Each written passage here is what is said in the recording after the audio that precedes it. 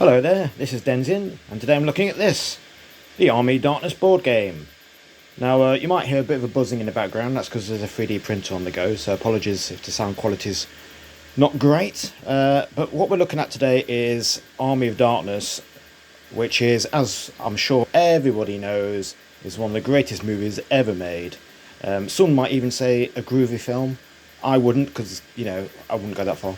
But this is the board game released in 1993, I believe, by Leading Edge Games, a company I've looked at in the past with the Aliens board game, also from the early 90s.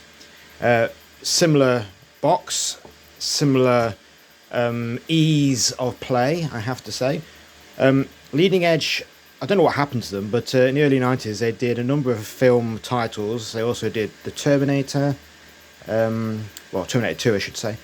Bram Stoker's Dracula. I had the board game to that, I remember. I think they did The Lawnmower Man. I might be wrong about that. I seem to have a memory of The Lawnmower Man.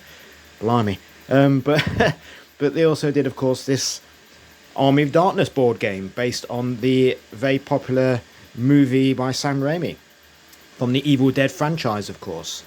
I absolutely adored Evil Dead. Still do, of course. And Army of Darkness, right age for it. I must have been about 17, 16 when that came out. I went to the cinema to see it and picked up this game. I think it cost about £15 over 30 years ago. I don't think I played it in over 20 years. I need to rectify that. But here it is. Fantastic cover from the movie poster, which I used to have on my bedroom wall. Let's just flip it over. There we go. Look at the blurb. Tells you what you get. Not a great amount of things really for components. Just a map, board, some character cards, some counters, some cards for equipment, and a rulebook. No minis or anything like that. I think they did do some metal minis for this, like they did for the Alien game, but I never saw them, never got them. We have a little bit of information about what the game is. Basically, it is based on a film, and that you're trapped in the past, and all you have is some really strange equipment, and you've got to fend off the Army of Darkness. And that's the game, basically. Now, the game is based around the attack at the end of the movie on the castle, and you have to defend the castle from the Army of Darkness, led by Evil Ash. And you've basically got to kill all the Deadite characters who are trying to get the Book of the Dead and flee from the board. So you can, if I just flip this back over, play this solo. Don't think it says that here actually, does it? Can't see that. But you can. You can have a number of players, but you can play it on your own. The same as the Alien board game, which they did, which is great. So there's no excuse for me not to have played this in the last 20 years on my own, to be honest. But let's just have a look at the contents. Bit of damage there to the box. Never mind. Here's the rules. Now, Leading Edge Games were very no frills when it comes to their rules. They all had exactly the same sort of format, very business-like, and very simple as well. I mean, the rules are the rules, and that was it. It was like, how many pages of... there's no artwork, there's no photography, there's nothing. It's just the rules. That's all you need to play the game, have fun with it. I think today you'd have a better production value, wouldn't you, really? An example of play at the back. Some tips, which they always did, quite good there, to have tips, strategy tips, the victory conditions, and usually at the end they did optional rules. They did that with the Alien game as well. So if you want to make the game more complicated, so if you want to play it with 5 players, 8 players, without Ash, I mean, why would you do that? Some other options to play the game. So, you can make it more interesting if you played it a dozen times and you want to add a bit of variety. So the rules... How many pages is that? That's 8 pages, and I think about 7 of those pages are actual rules. So not much, really. Quite easy to get into. And very similar, again, cards to what you might have seen in other Leading Edge games. So the Dracula game, the Alien games, they like their cards with their characters on. So we have photography of the characters and their stats. So how many attacks they can do, their move, and their defense value. And just like the Alien game, there's a wounded version on the other side if your characters fall prey to a Deadite. So the characters are the Wise Man, Gold Tooth. So I love this. All the characters that actually had no names, but were just the extras that you might have spotted in the background. So Gold Tooth was a guy, I think, who was whipping Ash at the beginning. The Archer Captain, I'll bend my bow to your will, sir. Ash himself. Arthur, with his mullet. The Blacksmith, with his dodgy moustache. And is that all the good characters?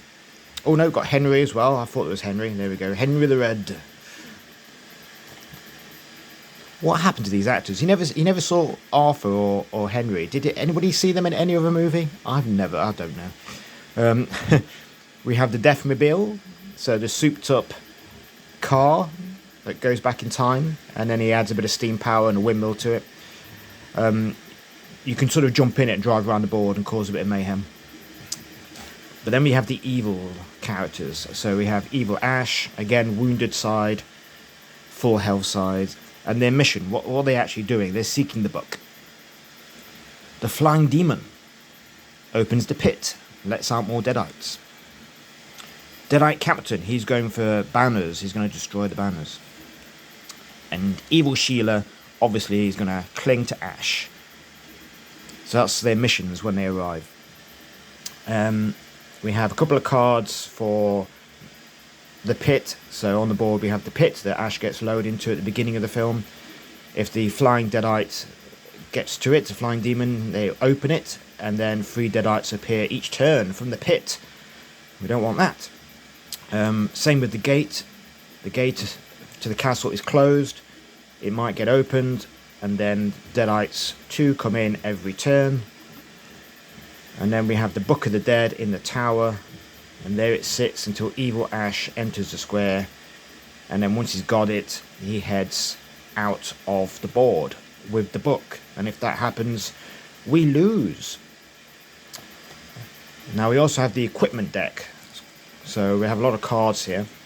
You can sort of burn your way through this deck as you play the game, so you draw a card, see what you get. Sometimes it helps the players, sometimes it is the Deadites appear, the actual characters. But you need Evil Ash and his cohorts, Evil Sheila and so on, to appear, because you win by killing all of these characters. You have to defeat all of these characters, so they need to turn up at some point in the game. So for them to turn up, it's very random. You know, you draw an equipment card during the turn, see what it is. Oh, I've got the gasoline fire. If I put that in a square, it will burn Deadites who go into it. I remember using that a lot on the gate. So if the gate opens, dump the gasoline there, burn any Deadites that come in through the gate. What else do we have? We have explosive arrows. On a 4 or less, everybody in the square gets blown to bits. What else do we have? Henry's banner. So as you saw, the Deadite Captain will destroy the banner. So if you have the banner, you can add this to a group of warriors, such as knights or men-at-arms, and they'll have a defense value.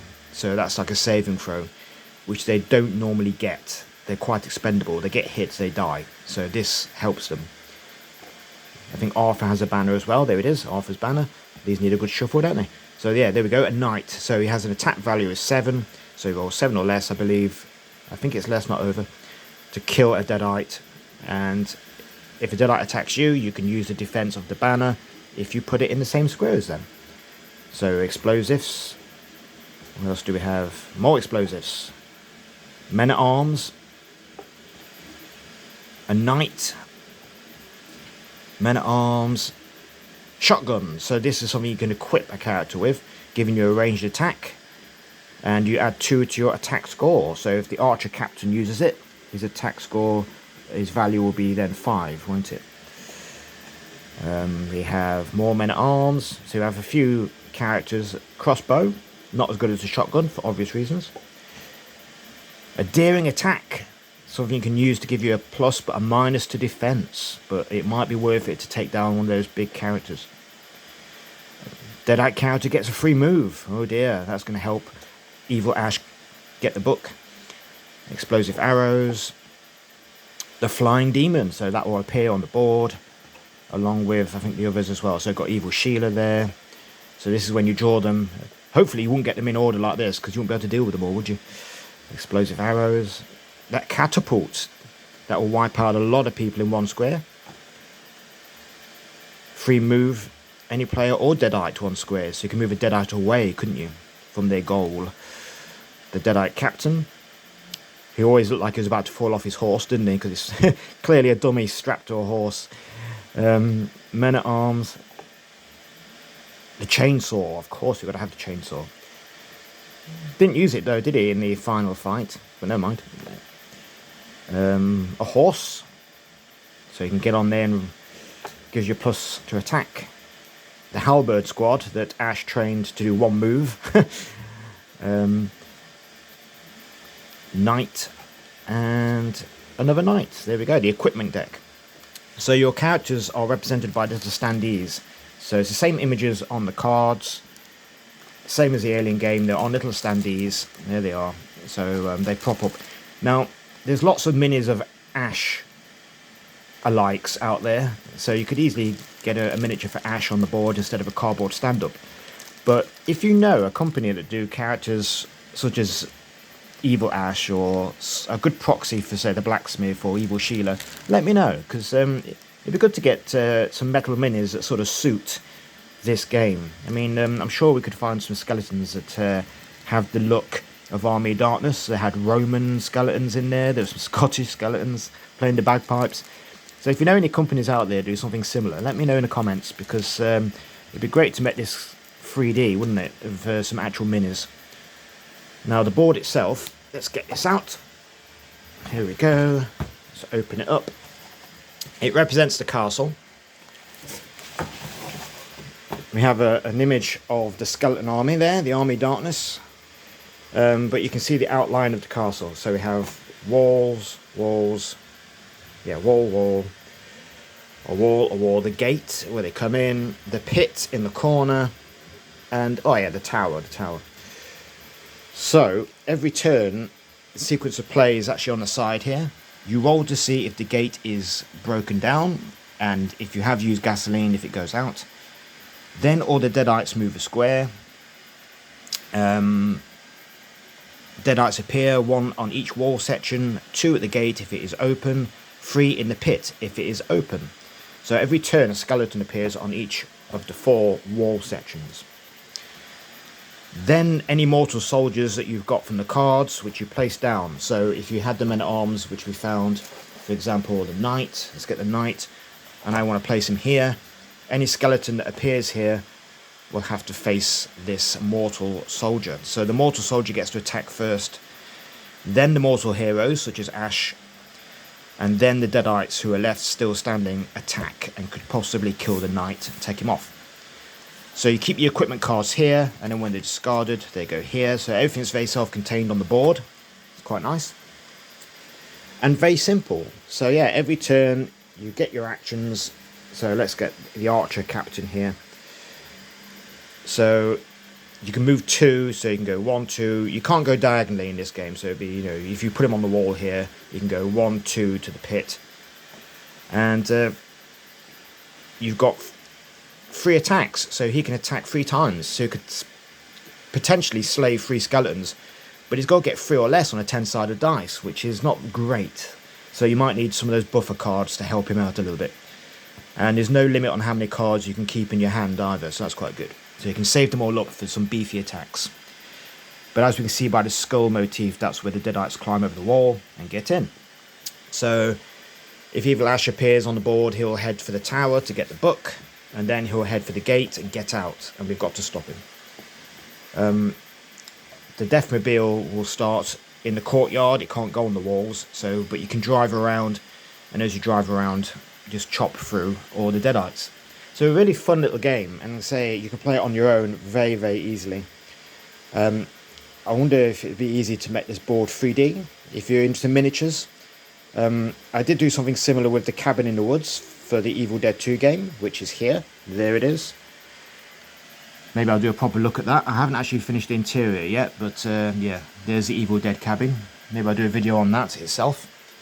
But as I say, if you could get minis for this game, it would be quite nice to 3D this up. Nice little project for me, maybe one day, when I haven't got something else to do, which I always seem to have. But there's Army of Darkness, a forgotten game, I think. I don't know if anybody out there also has it, or knows about it, or has ever played it in the last 30 or so years. But it's a lovely little game, quick game, fun game, and as it should be, based on such a fun franchise. So that's me for today. Thanks for watching. I'll see you again later.